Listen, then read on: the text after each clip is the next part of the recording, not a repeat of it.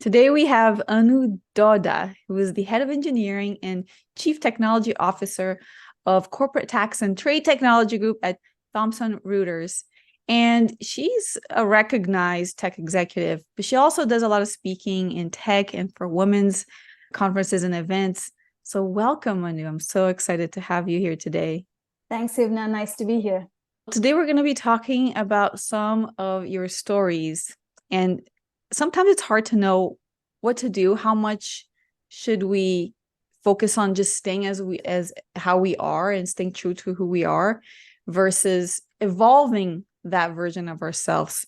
And I love the way that you think about this and that you've dealt with different situations. Let's start with this one, because this is something that we all experience. And I love how you challenge this. Have you ever been in a situation where you challenged someone's no? So you asked for something, they said no. Is that something that ever happened to you, especially in the workplace scenario? It does happen most of the time, Sivna. It's not like my career has not been someone tapped on my shoulder. It's always me trying to go ask for that role or ask for that opportunity because I thought I could do it, and I thought that could be a growth opportunity for me, and I felt role to be challenging than what I am doing today, and I'm ready, and that kind of stuff. So it's always me approaching an opportunity, and a lot of times I've been told no. There's one particular example maybe I can speak to. This is one of my jobs. At one of my jobs, I reached out asking for an opportunity for that particular role, which was open. It's a senior director role at the time. And the answer was really funny. It was not just no, but the gentleman actually said, even if I were to apply, they wouldn't hire. I'm like, that doesn't make sense. You're in that role already. And why do you think so? And what exactly do you think makes you think it would be a no for me on this role? I want to understand better of that perspective so I can work on myself if there is a need. Just help me. So in the end, what I found out was really there is no reason. It is the reluctance about giving that job to me. And that I realized in that moment that has nothing to do with me. It's not about me not being able to do the job and me not having the skills to do the job or anything. It has to do with that particular person's mindset or whatever that he is not comfortable with. So I use that as an example, but that's how I think I've been like every time when I wanted to get an opportunity or a promotion or something that I think I am eligible for, when I get that kind of an answer, I look for some kind of a clarification to really figure out where is the truth. Is the truth in me not having what it takes to do the job, or is the truth is like really the specific climate over there in that organization not being comfortable with giving me the job? And both of them are okay. In my opinion, both of them are okay. I just need to know which one is which, because I don't expect people to be comfortable and confident to start with me. If they are willing to give me a chance, I am willing to prove to them as to whatever their fears are, but I don't expect that would be the case everywhere.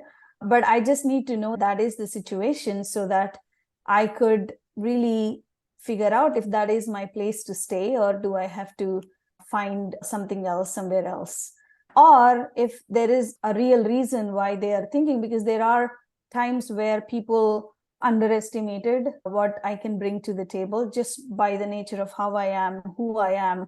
There were comments like, oh, that group is very senior man who's been here for too long. I don't think she can manage those people, or she can take control of that kind of a team, without even knowing about me. How I might look nice, but I could be very aggressive in my own way in terms of what I need to do my job and all that stuff. But how would you know if you don't know me and all that stuff? So people make that kind of perception about you without even any base.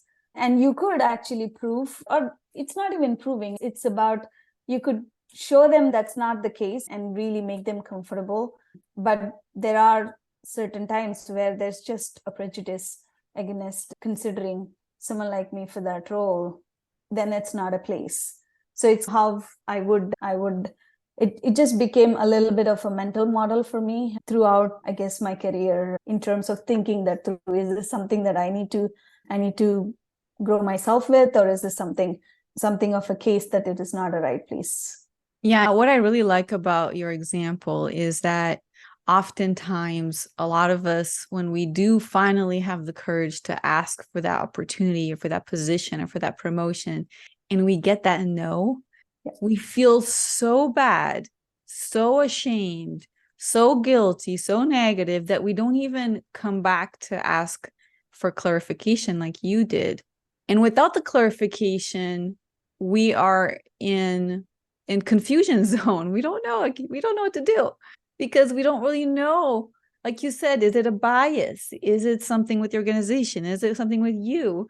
You needed to figure that out. And it seems like that desire, that curiosity to know what's really going on here, because without knowing what was going on, you didn't know if you had to change yourself and how you communicated and how you approach things and how you dealt with problems, or if you had to change maybe the company or the position or is something else. Not, it wasn't about you, it was about the company, the culture, or the manager. And in having that thought process, I find that very empowering to think in that way. And let me ask you this: when you were in that situation and you asked for that opportunity and this person said no and told you that even if it were him, they would say no and all of that, what did you actually say in that moment? I mean, it's not about confronting that person, right? It's about being curious and ask enough questions to learn what's going on in that person's mind or in that team, whoever is like part of that hiring committee or whatever, what they're looking for. It's really, for me, it's about being curious, about understanding where their head is at, never confronting them. What do you get by confronting that person about that job or that opportunity or anything?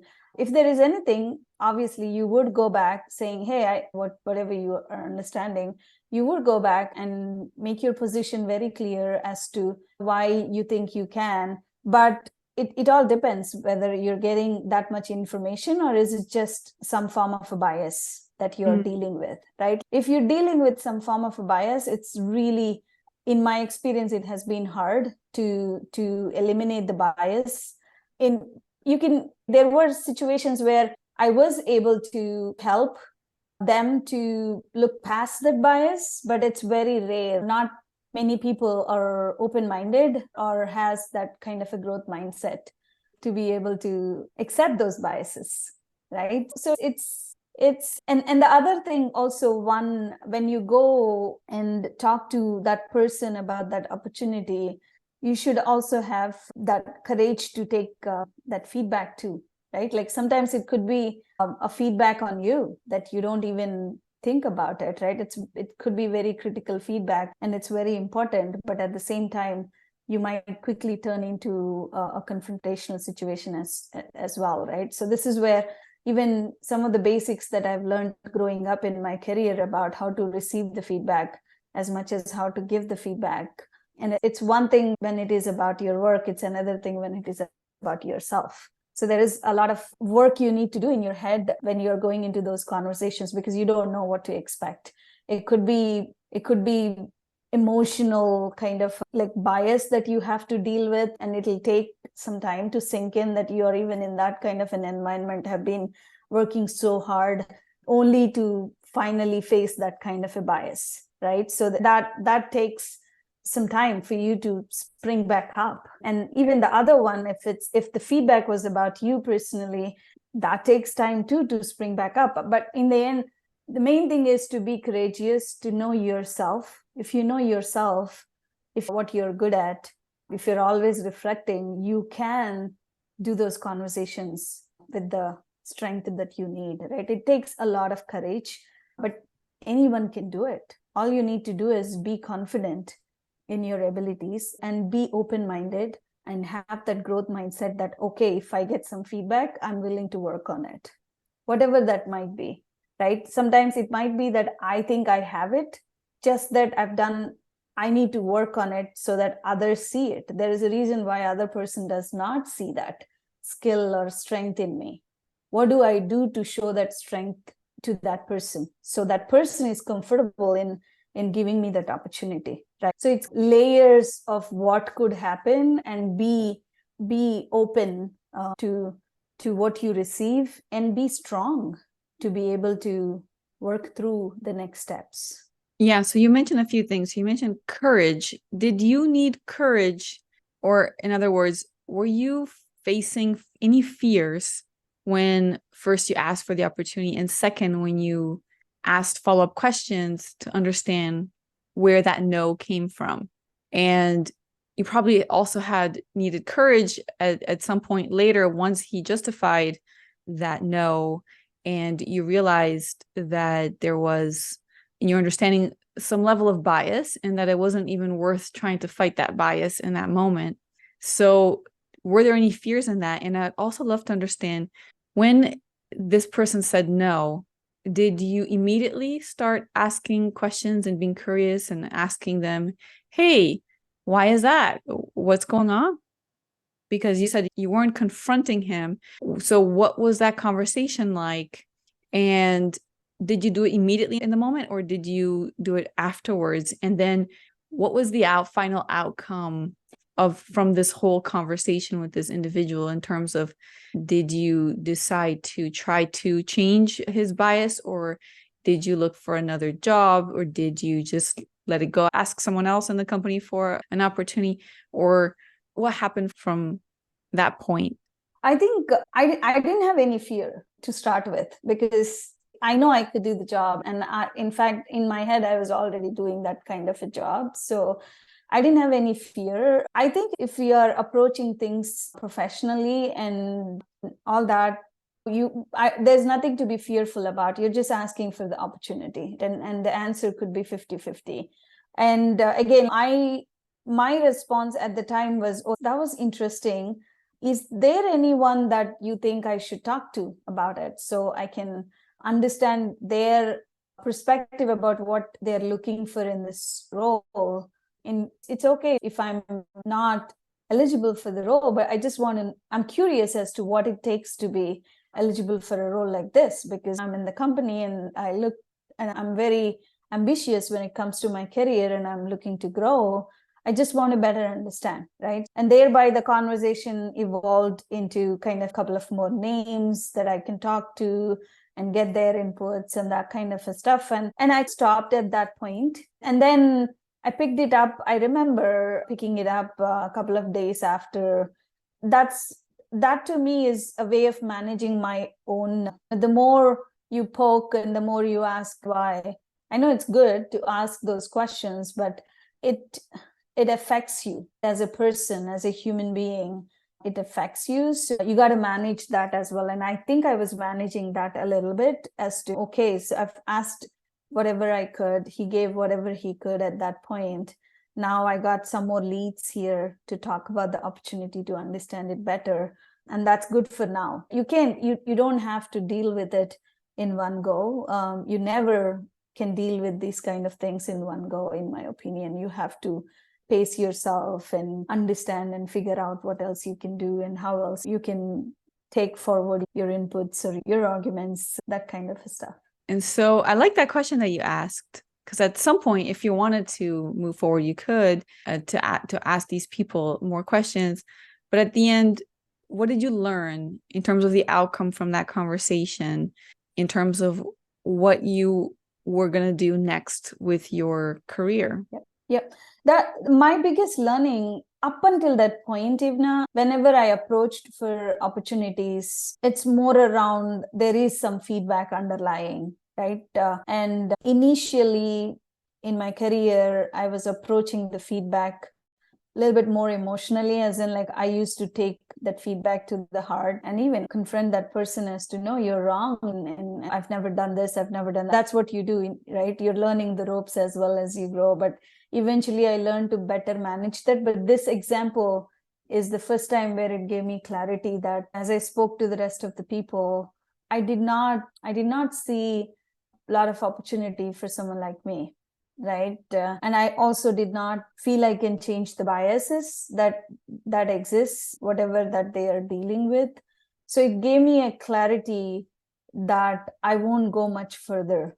And knowing me and myself very much, who is very ambitious person, like I said, I wanted to grow, I wanted to do bigger things, I wanted to show my strengths and be able to do bigger jobs. So eventually, like, I know at some point when I find a better opportunity, I'll have to leave, right? It's not about like responding back with a resignation right away or anything like that. It's about knowing where you stand, knowing what the climate is around you, and then taking your time to make the right move whenever you need to. But knowing it will help you to determine your next steps, and also keep yourself open-minded for opportunities and things like that. So it seems like it was 100% worth having that follow-up conversation with that leader and trying to get more clarity. Even if you didn't get the answer that you wanted, you weren't able to change a decision, but you were able to get a lot more clarity that then informed you regarding your future career decisions regarding that company, or at least you knew that you were very ambitious, you wanted to grow, and that place was not going to give you the kind of opportunities that you were looking for. Yep, exactly. I think it's always not, you don't have to grow in the same place that you stayed for a few years or anything like that, right? Sometimes it's the right place, right time, and it could be another place and another time, right? It doesn't have to, whatever that happened should not impact you as who you are, is what I would say. And it's about, that's what I call courage, because to me, it takes a lot of strength to deal with an episode like that for a passionate individual who is trying to do what she wants, right? It could be very demotivating. It could be very much, okay, I don't think I have a place in this world, and I don't think I can go to that next step. Maybe this is it for me. This is all I could do. I know a lot of people who feel that way, and I try to coach them. I try to mentor them. There is no such thing. There is no ceiling, right? It's the human potential can go to any extent possible. It's within you how you want to charge that up, and how you want to find those spots, and how you want to explore those other places that will give you that lift, right? It's not like this is where you get that lift. Yes, this will give you certain experiences, certain acceleration to what you want to do, but the next step you might be finding elsewhere. So this mental model that I ran into through my life experiences just helps me to see things that way. It's never in one place. It's never a constant. Sometimes you probably do not see that, and you have to wait until a time comes, or sometimes you have to look elsewhere. Sometimes you have to do a different job and come back to it by gathering necessary skills that you wanted to gather. And it's that working on your own, like you're working on your own self in terms of learning about you, and then understanding what's happening outside you, and then bringing that, reflecting on you, and then you evolving, and then again doing the same thing, like almost a machine, right? So that's just, to me, if I put things in bigger perspective, I think that's life for all of us, right? You're learning, growing, again learning, again growing, again becoming something, and then becoming something. You're never stopping as a human being. Even I started out as a daughter, but I've become a professional along the way. I became a mother. I became something else. You're becoming something else, isn't it? Like, it's very interesting in terms of how the life itself turns out. And why is career different? Why is anything different that you want to do? Okay, so now Anu, we got really philosophical. We got into our Socratic mode. I love it. But I also enjoyed how you were referring to yourself as a passionate, ambitious woman. This place might not be the right place for me right now, where I am and where I want to go. And knowing that, but at the same time, and you also mentioned that conversation gave you not only clarity about the situation where you were and your next steps, but also about yourself. There's always an element of self knowledge. It seems like you reflect a lot about yourself, and through that reflection you evolve who you are. And again, now you took it to the sphere of life, which is true as well, because as we learn more about who we are and how we operate, then we're able to make better decisions for ourselves. We're able to, and more informed decisions, we're able to find out what's working, what's not working, and operate at our best. So I love the philosophy that you brought to us today. One of the other things I want to ask you is, you started talking about courage again. And has there been a situation where you were terrified to speak? And I know you've had some challenging times back earlier as an assistant professor. So I'd love to hear more about, why were you terrified? What were you terrified of? And how did you find the courage to actually overcome that feeling where you were terrified? Oh, definitely.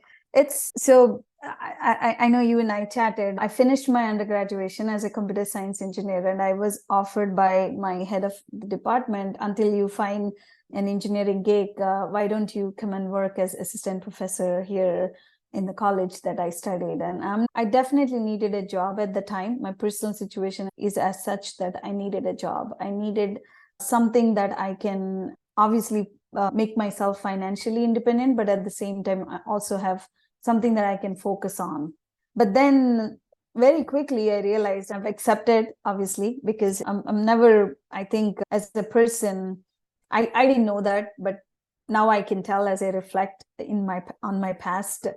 I've never shied away from opportunities, I think. So I said yes, but very quickly I realized it's a huge problem for me, because I never spoken, forget about in front of people, I've never spoken loud or even in a normal tone. That's because of the culture that I was brought up in, right? Like I come from a very middle class family back home in a very small town, first kid, first daughter in the family.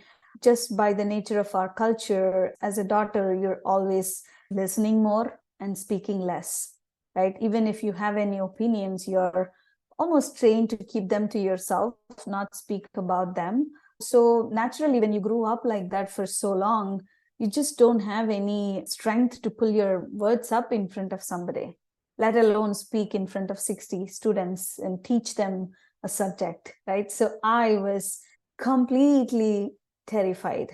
I was completely terrified on the first day when I had to take a class. And you won't believe, I was literally shivering for all the 60 minutes as I was trying to. But in the end, I know I had to do that job. I know I had to muster the courage that I needed to pull that off. I prepared a lot. I rehearsed a lot. I tried my best. I don't think I've done well in the first class or two or whatever it is, but I continued to get better at it. And eventually I was able to get, but it's a process. Again, I think some of that is what got me into that philosophy that you're just touching upon, because it, that, and even before that, when I started engineering, first of all, I have studied in the medium of my mother tongue. It's a small town. There were no English medium schools there.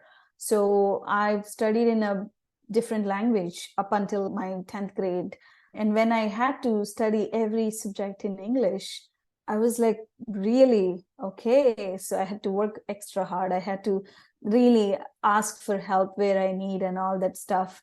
So I think, and then this other fear that I had to, I think in hindsight, some of those experiences helped me to be confident that I can work on my fears, and I can develop what I think I did not have, whatever that skill is.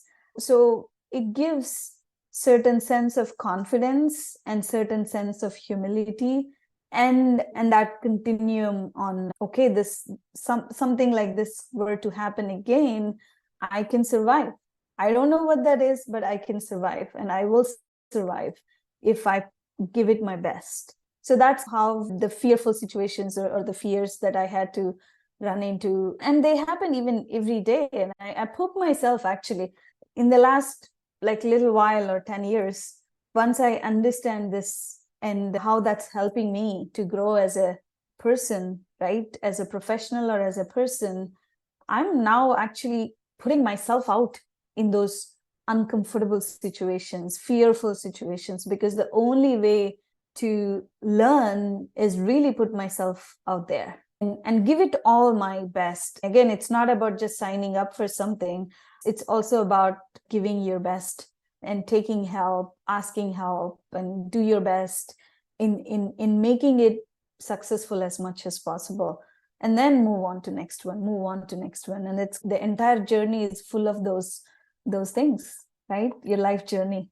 The life journey of growth. So when you were there, right, you had your first class, you're terrified, you're trembling for the entire 60 minutes, and you're just starting out. You didn't really know very well what great looked like, so you were still evolving. At some point there in the beginning, did you get feedback in terms of how you spoke, and what kind of feedback did you get?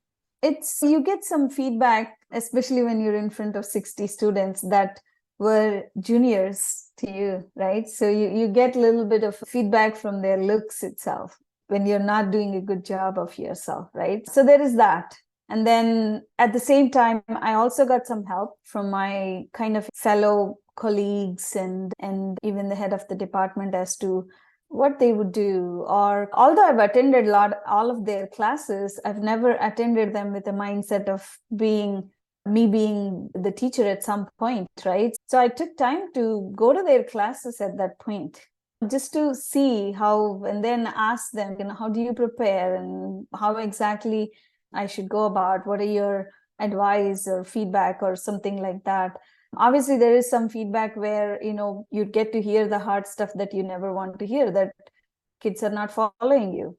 So it's pretty hard to take it, but I took it. And I think it's because of the need. I could not run away from it. I had to face the fear.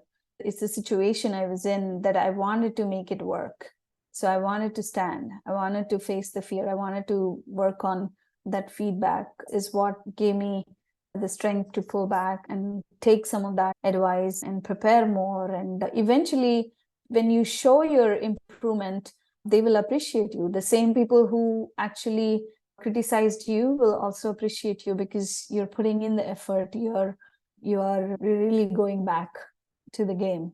Yeah, this reminded me of something as you were sharing it. When I was thinking about going to an MBA, I went to different schools and I sat in some classes. They had these programs where you could sit up in up to 3 classes. And I did that at Harvard Business School. And one of the things I thought was very interesting is that in every single class, there was a professor who came in to formally evaluate the professor who was teaching. So they would sit at the back and they would do an evaluation. And every professor in every class was evaluated by at least another professor. So every time you taught, you had feedback. And I think that's how they're constantly, it was a bit harsh. I found there was with the students, but I thought that aspect was very positive. And all it's going to do is improve everyone's ability to teach. So the fact that you attended some of their classes, I don't know if they came to your class to watch you, but the fact that you asked to sit in their classes again and observe them and then ask questions about their methodology and how they prepared and how they did things so that you could go back and implement in your own classes. I thought that was very good. Again, it's back to the theme of feedback, right? It seems like feedback has been a constant for you, either regarding a no that you got or something that you're not doing very well in. It seems like you were aware that you weren't doing very well because of how the students were responding. So even though it hurts, you very much proactively seek it out. So I think that's the important part here, is you don't just listen to feedback, you seek out the hard feedback, knowing that you're not going to like the answer. At the same time, not undermining yourself, right? So it's a balance. It's a fine, delicate balance of being self-aware in terms of, yes, I need to improve versus, oh, I'm no good for this. So those are like, that's a balance you need to maintain, because the moment you hit, I'm no good for this, I have to run away from this, then you're not facing your fear. But I think you will have to face that fear somewhere else down the road, right? Because I think you got the opportunity. You need to face that there, so you improve yourself. Those opportunities are very important, because you might get that kind of opportunity 10 years. That's what gave me the opportunity to be okay with public speaking and be okay with, it's actually became the job that I ever liked even till today, because eventually I became really good at it, that the student liked it, and they even come to me saying, like, no one ever told this subject this well. You tell us exactly like how we would understand, and all that gives you so much job satisfaction, because these students are so pure that they're just coming and give it to you either way. And when they give it to you in that way, it's like, you're out of the moon. But if I would have run away, I still have to speak somewhere for something, right? It's not when I want to have a career, I'm sure I'll have to face that fear at that point. And that point, it might even be harder to work, and the feedback might be even worse, and you won't even get a second chance. At least I had a second chance, third chance, fourth chance to improve until I could, right? So I think that's my thinking. I think when you get an opportunity, you have to, yes, you may have a fear attached to it, depending on what that opportunity is. Just face it, learn, and improve yourself. And that just becomes a strength for you for the rest of your life with whatever you want to do. So that's my philosophy about fear, I would say. I know we're getting into another philosophical thing, but I truly believe if we run away from that fear, the fear is not going to go away anywhere. It'll come and catch us back at some point in our life. Yeah, and I think it's a great philosophy. And like you just mentioned, you face it now, and maybe that's going to hurt for an hour or two, or maybe a day or a week, but then you can reap the rewards for the rest of your life. Exactly. And then go on to face new, bigger fears that are going to continue to evolve and have that self-improvement, where you're going to start feeling proud of who you are and who you're becoming, who's the better version of you in the past. And we all feel good about seeing our progress. A lot of people would have told you this, no pain, no gain. No pain, no right? gain. Yeah. It's no different. It's no different when it comes to facing the fears. It's painful as you face them, but know that it's a journey. You're going to come to the end of it, where you have worked through it and become a really stronger version of yourself.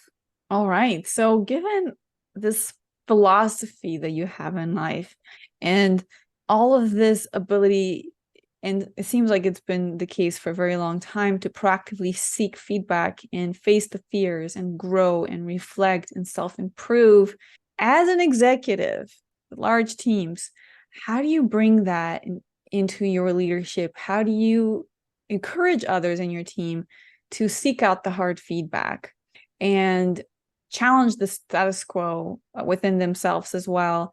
And how have these previous experiences in your life shaped your own leadership style?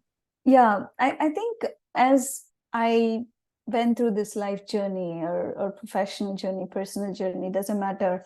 It's where I was putting myself to face those fears, those opportunities that are, I know I want to do it, but I know I need to, work through certain things to be able to do it well as well. So there's always that thing that you're working through as well. So it's putting yourself from a comfortable situation to an uncomfortable situation. And that is when the growth happens, as they say. And that is very true. If you don't put yourself into that, then there is no growth, right? You're just status quo. So doing that, I've done, obviously, from there, I started my journey as a software engineer, and I worked in India for 3 years. And then I asked for an opportunity to go to customer site. I've seen people going and coming, and I'm like, oh, I want to have that opportunity. I want to go to a customer, and I want to be able to see what it is like and understand and learn through that experience and all that. And I asked for one. Yes, I didn't get it in the beginning, but then I got it when there was an opportunity. I moved to states by myself. Of course, that was fearful too, because like I said, like I was not a person. I was like grown up in a small town, studied in not so big town. So it is definitely a fearful situation to travel internationally and find a place to live and start working with people that you've never met or worked with.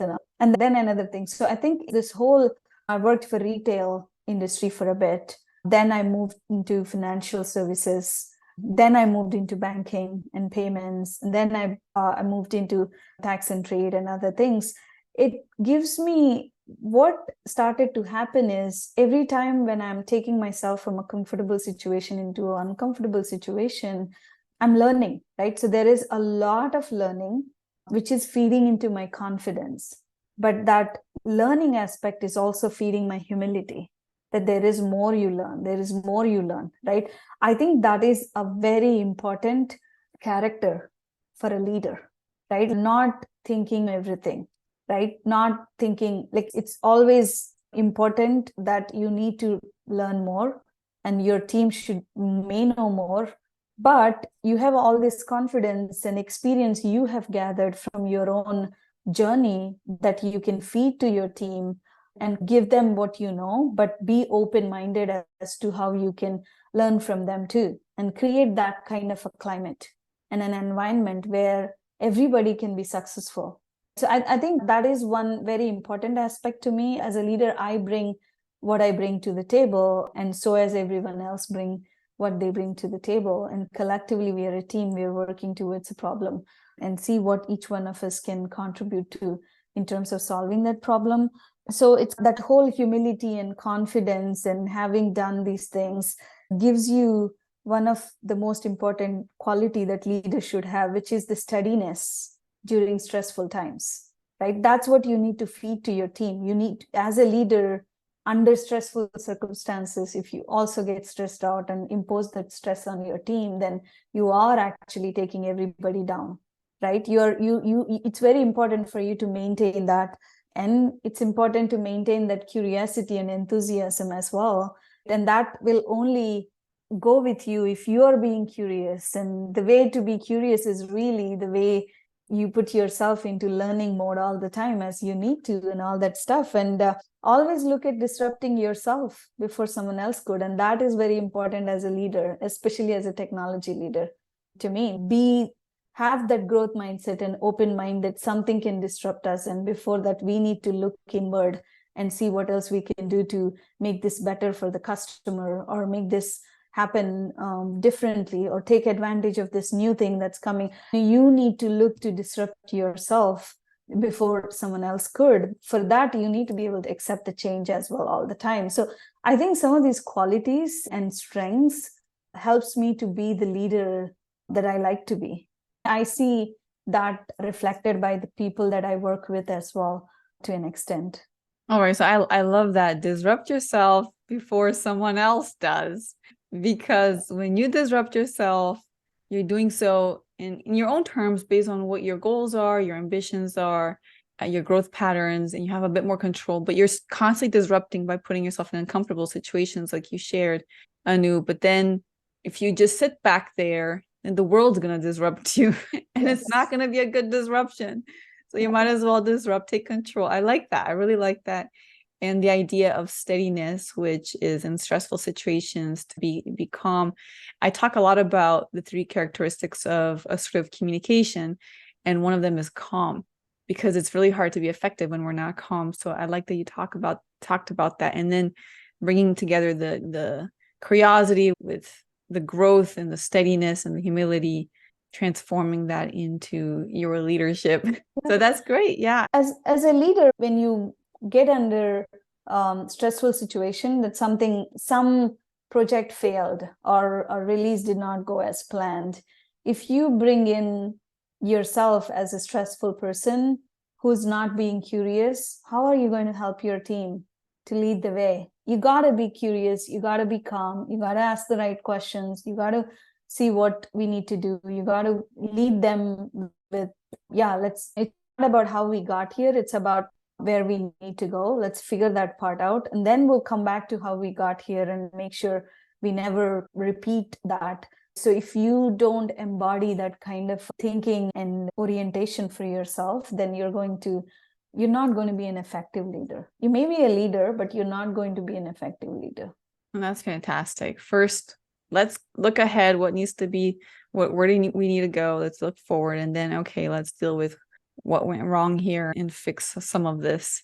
This has been fantastic. I really enjoyed this conversation, Anu, where we talked about feedback and asking and seeking feedback and curiosity and embracing the fear and disrupting ourselves before others disrupt us, and doing so not only in our day-to-day activities and as in our career management, but also in our leadership.